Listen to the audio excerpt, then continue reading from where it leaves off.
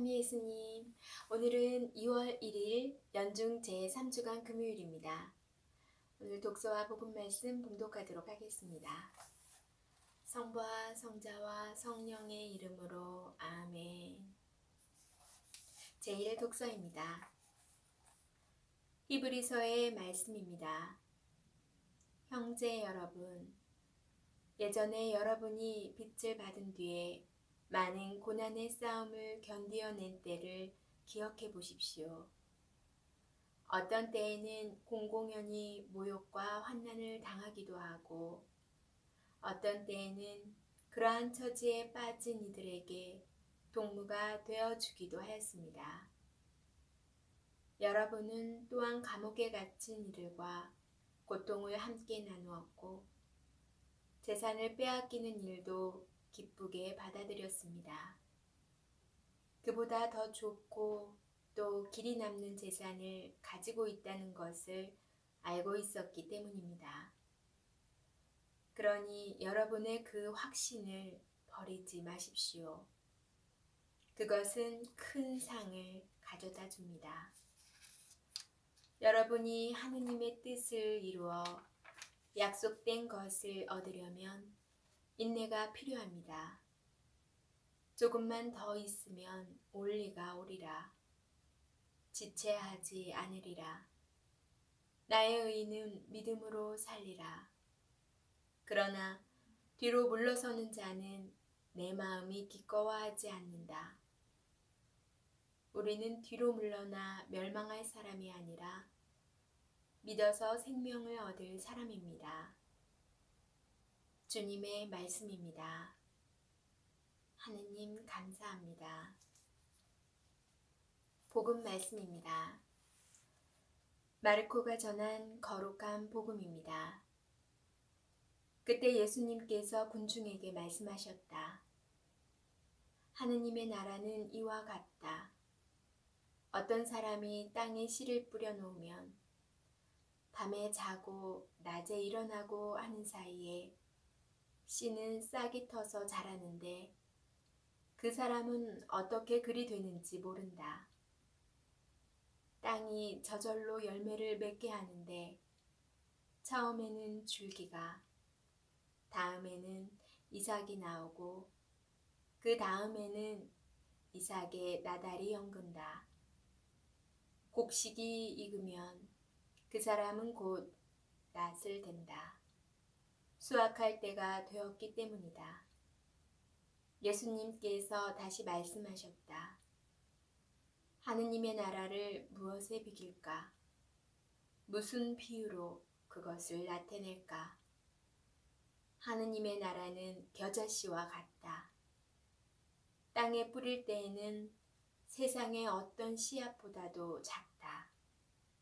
그러나 땅에 뿌려지면 자라나서 어떤 풀보다도 커지고 큰 가지들을 뻗어 하늘의 새들이 그 그늘에 깃들일 수 있게 된다.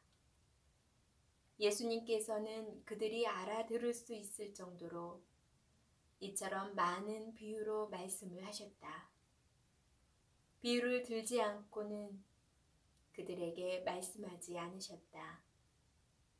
그러나 당신의 제자들에게는 따로 모든 것을 풀이해 주셨다. 주님의 말씀입니다. 그리스도님 찬미합니다. 잠시 묵상하겠습니다. 오늘 복음에서 예수님께서는 하느님의 나라를 저절로 싹이 터서 자라는 씨와 겨자씨에 비유하십니다. 이 두 비유는 모두 하느님 나라의 성장에 관한 내용입니다. 겨자씨는 아주 작은 씨앗이지만 싹이 터서 자라면 어떤 푸성키보다 커집니다. 가장 작은 씨앗에서 가장 큰 관목으로 성장한다는 것이 이 비유의 내용입니다. 예수님께서는 공생활 동안 복음을 선포하셨지만 사람들의 호응을 크게 얻지는 못하였습니다. 그러나 그렇게 뿌려진 하느님 나라의 씨앗은 싹이 트고 자라서 마치 하늘의 새들이 겨자나무 그늘에 깃들이듯이 그렇게 많은 사람들을 포용할 수 있게 되리라는 말씀입니다. 저절로 자라나는 씨의 비유에서는 하느님 나라의 또 다른 측면을 설명해 줍니다. 농부가 땅에 씨를 뿌리고 돌보기는 하지만 어떻게 싹이 트고 자라나서 열매를 맺는지 모릅니다. 그처럼 예수님께서 뿌리신 하느님 나라의 씨앗도 싹이 트고 자라서 열매를 맺을 것인데 그 모든 것은 인간의 능력이 아니라 하느님의 힘과 능력으로 이루어지는 일이라는 것입니다. 그리스도인은 하느님 나라를 희망하며 하느님 나라의 완성을 기다리고 또 그 완성을 위하여 협조하는 사람들입니다. 그러나 하느님 나라는 내가 원한다고 해서 그 완성을 인위적으로 앞당길 수는 없습니다. 우리가 모르는 사이에 하느님 나라는 하느님의 힘과 능력으로 성장하고 있고 결국에는 그 위대한 완성에 도달할 것입니다. 그렇다고 해서 손을 놓고 기다리고 있어야 하는 것은 아닙니다.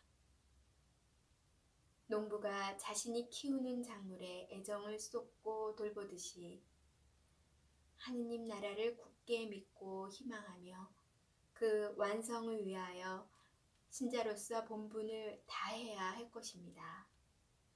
아멘. 성부와 성자와 성령의 이름으로 아멘.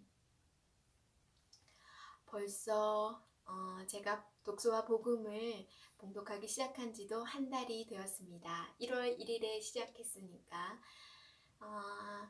앞으로도 제가 성실하게 주님의 말씀을 전하는데 게을지 않도록 함께 해주시고 응원해 주시고 기도해 주시면 감사하겠습니다.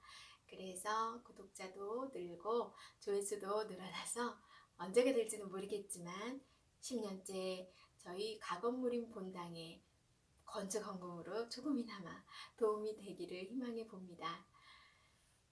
오늘 하루도 복음 말씀처럼 세례만 받아서 끝난 게 아니라 우리는 끝까지 살아가면서 신자다운 모습으로 하루하루를 살아야겠다는 생각이 듭니다.